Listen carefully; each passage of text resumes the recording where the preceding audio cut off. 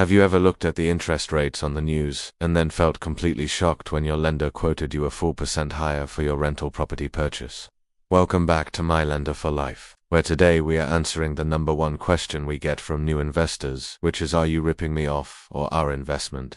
Rates actually that much higher? The short answer is no, you are not being ripped off, but you are paying for risk because Fannie Mae and Freddie Mac charge extra fees known as loan-level price adjustments, specifically for non-owner-occupied homes. Statistically, borrowers are much more likely to stop paying the mortgage on a rental property when times get tough compared to the roof over their own head, so lenders bake that risk into your rate. The good news is there is a sweet spot to lower that cost, because while putting 20% down is standard bumping, that up to 25% can often drop your interest rate significantly and improve your monthly cash flow. Let us look at a live pricing engine to show you exactly how much money you can save just by tweaking your down payment strategy.